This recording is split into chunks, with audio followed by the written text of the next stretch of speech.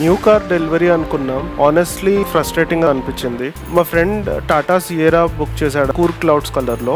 Almost 2 months నుంచి wait చేస్తున్నాం.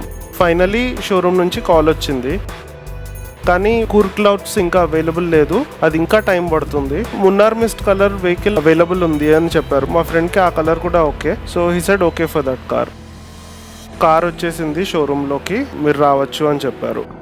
షోరూంలోకి మేము వెళ్ళాము వాళ్ళు చెప్పిన టైంకి. వెళ్తే అక్కడ కార్ లేదు.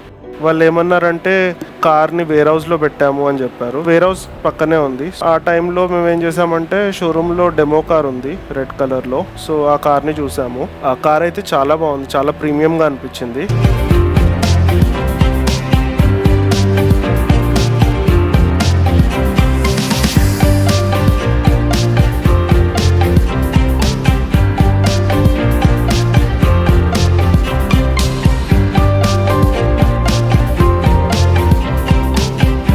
లోపల ఇంకా కార్ వచ్చేసింది అని చెప్పారు. ఎందుకన్నా మంచిదని పీడిఐ చెక్ చేయడం కోసం ఒక పర్సన్ని పిలిచామన్నమాట. బట్ షోరూమ్ సైడ్ నుండి వాళ్ళు ఏమన్నారంటే ఎక్స్టర్నల్ పీడిఐ అలౌ చేయము అని చెప్పారు. అంటే ఎక్స్టర్నల్ ఎవరన్నా వచ్చి పీడిఐ చెక్ చేస్తాము అంటే వాళ్ళని అలౌ చేయరంట. వాళ్ళు మల్టిపుల్ టైమ్స్ ఆల్రెడీ చెక్ చేసాము అని చెప్పారు. సో దాని గురించి కొంచెం అక్కడ డిస్కషన్ అయిందనమాట. ఎండ్లో వాళ్ళు అలౌ చేశారు. టూల్స్ ఏమి యూజ్ చేయకుండా పీడిఐ చెక్ చేసుకోండి, జస్ట్ లోపల కూర్చొని మొత్తం చెక్ చేసుకోండి అని చెప్పారు.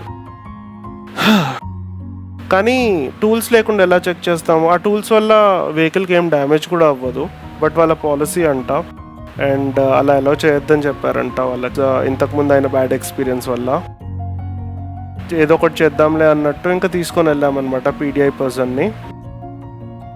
పీడిఐ గాయ్ జస్ట్ అతను చెక్ చేస్తున్నాడు నార్మల్గా లోపల కూర్చొని. కానీ అక్కడ ఉన్న సేల్స్ పర్సన్వి కొన్ని కమెంట్స్ మంచిగా అనిపించలేదు. బికాజ్ ఆయన ఏమన్నారంటే వాళ్ళకి ఏం తెలియదు, వాళ్ళు ఆథరైజ్డ్ కాదు, వాళ్ళు ఊరికనే అలా వచ్చేస్తారు డబ్బుల కోసం అది ఇది అని అన్నారు. అలా అనకుండా ఉంటే బాగుండేది. బికాజ్ అతను ఏం టైంపాస్ చేయడానికి రాలేదు. Came because we called him, but that was bit awkward. వీళ్ళు ఏం చెప్పారంటే కార్లో ఆల్రెడీ 4 to 5 liters పెట్రోల్ ఉందని చెప్పారు. బట్ పీడిఐగా జస్ట్ ఒక 5 minutes కూడా చెక్ చేసాడో లేదో కార్ ఆఫ్ అయిపోయింది. మాకేం అర్థం కాలేదు 4 to 5 liters ఇంత ఫాస్ట్గా ఎలా అయిపోతుంది అని. వీళ్ళు ఏమన్నారంటే పీడిఐ పర్సన్కి ఏం తెలీదు అని చెప్పారు. బట్ వీళ్ళు చెప్పే ఇన్ఫర్మేషన్ అక్కడనే వ్యాలిడ్ అనిపించలేదు. 4 to 5 liters పెట్రోల్ అప్పుడే పోయించామంటున్నారు, అంత ఫాస్ట్గా ఎలా అయిపోతుంది మరి? అది చెకప్ అయిపోయింది మొత్తం. ఇంకా లోపలికి వెళ్ళాము, పేమెంట్ ప్రాసెస్ స్టార్ట్ అయింది. లోన్ పార్ట్ అంతా అయిపోయింది. రిమైనింగ్ అమౌంట్ పే చేయాలి అంటే అక్కడ యూపీఐ లిమిట్ ఒకటి ఉంది. బ్యాంక్ ట్రాన్స్ఫర్లో కొంచెం అమౌంట్ చేసాము. అక్కడ ఒకటి వియర్డ్ ఏమనిపించింది అంటే డెబిట్ కార్డ్ యూజ్ చేస్తే 1.75% ఎక్స్ట్రా పే చేయాలంట. అది నార్మల్లా నాకైతే ఐడియా లేదు. నార్మల్గా క్రెడిట్ కార్డ్ యూజ్ చేస్తే ఎక్స్ట్రా ఛార్జ్ చేస్తారు. అది యాక్చువల్లీ ఛార్జ్ చేయకూడదు, బట్ చేస్తారు. బికాజ్ వాళ్ళ దగ్గర నుంచి మళ్ళీ బ్యాంక్ ఛార్జ్ చేస్తుందని. బట్ మీరు ఎప్పుడైనా ఫేస్ చేశారా ఇలాంటి సిచ్యువేషన్స్? కమెంట్స్లో చెప్పండి. పేమెంట్ ప్రాసెస్ అంతా అయిపోయింది. ఎప్పుడు వర్క్ అవుతుంది అంటే చేయిస్తున్నాను నేను వర్క్, వేర్ హౌస్కి పంపించాను ఈ అటాచ్మెంట్స్ అన్ని ఫిక్స్ చేయించడానికి అని చెప్పారు. అండ్ అటాచ్మెంట్స్ అతనితో కూడా డిస్కషన్ అయిపోయింది ఈ పేమెంట్ ప్రాసెస్ అవ్వకముందే. అటాచ్మెంట్స్ ఫిక్స్ చేసే ముందు వెహికల్ని వాష్ చేయించాలంట. సో దానికి తీసుకొని వెళ్ళారు. అండ్ అంతలోపట తను ఏమన్నారంటే ఆల్రెడీ లేట్ అయిపోయింది కదా, మీరు కూడా వెళ్ళి లంచ్ చేసుకొని వచ్చేసేయండి, అంతలోపట వెహికల్ రెడీ అయిపోతుంది అన్నారు. మేము లంచ్కి వెళ్ళి వచ్చాము. వచ్చేసరికి వెహికల్ రెడీ అవ్వలేదు. వెహికల్ని జస్ట్ వాష్ చేయించి తీసుకొచ్చారు. యాక్సెసరీస్ ఫిట్టింగ్ అవుతుంది అనమాట. అప్పుడు సరే ఇంకా ఎంతసేపు పడుతుంది, ప్రాబ్లం లేదు వెయిట్ చేస్తామంటే తను ఏమన్నారంటే ఇంకా లేట్ అయిపోతుంది ఈరోజు.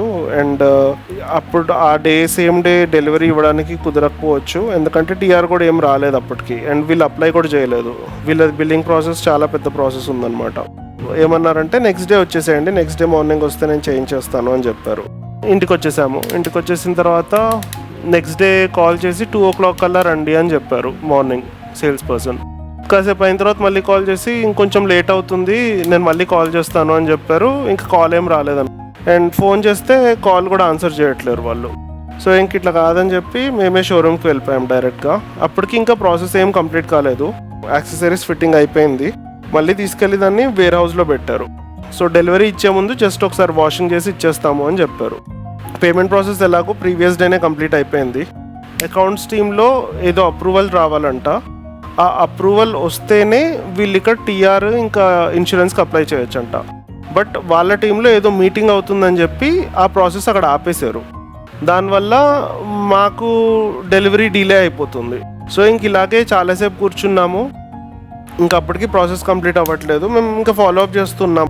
తను ఏమన్నారంటే కార్ తీసుకొని వెళ్ళిపోండి మీరు, ఇన్సూరెన్స్ ఇంకా టీఆర్ నేను అప్లై చేసి సెండ్ చేస్తాను అని చెప్పారు. కానీ మాకు ప్రాబ్లం ఏంటంటే ఇప్పుడు వాళ్ళు తీసుకొని వెళ్ళిపోమంటారు, వాళ్ళకేం ప్రాబ్లం లేదు. బట్ మనం రోడ్ పైన ఏం డాక్యుమెంట్స్ లేకుండా కార్ నడిపిస్తే మనకు ఏమైనా ప్రాబ్లం అవుతుందేమో అని చెప్పి మేము ఇంకా అలా అడిగామన్నమాట.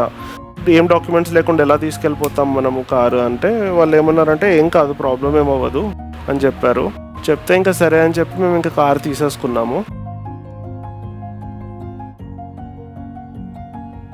తీసుకొని ఇంకా స్టార్ట్ అయిపోయాము. డైరెక్ట్గా హనుమాన్ టెంపుల్కి వెళ్ళి అక్కడ పూజ చేయించుకున్నాము. అక్కడ నుంచి ఫ్రెండ్స్ దగ్గరికి వెళ్ళాము. కాసేపు అక్కడే ఫ్రెండ్స్ దగ్గర స్పెండ్ చేసి ఇంక ఇంటికి వచ్చేసామన్నమాట. ఒక కారు కొనడం అనేది చాలా బిగ్ మూమెంట్, చాలా పెద్ద మూమెంట్. కానీ ఎక్స్పీరియన్స్ స్మూత్గా ఉంటే కొంచెం బాగుండేది అనిపించింది. నా ఒపీనియన్లో బోత్ సైడ్స్కి రీజన్స్ ఉన్నాయి. బట్ కొంచెం బెటర్గా హ్యాండిల్ చేసి ఉంటే ఓవరాల్ ఎక్స్పీరియన్స్ చాలా బాగా ఉండేది. మీరు కూడా కారు కొన్నప్పుడు ఇలాంటి ఎక్స్పీరియన్స్ ఫేస్ చేశారా? కమెంట్స్లో షేర్ చేయండి. అండ్ మీకు ఇలాంటి ఎక్స్పీరియన్స్ అయితే మీరు ఎలా డీల్ చేశారు డీలర్ తోటి, అండ్ మీకు ఏ బ్రాండ్ తోటి ఇలా ప్రాబ్లం అయింది అది కూడా కమెంట్స్లో చెప్పండి.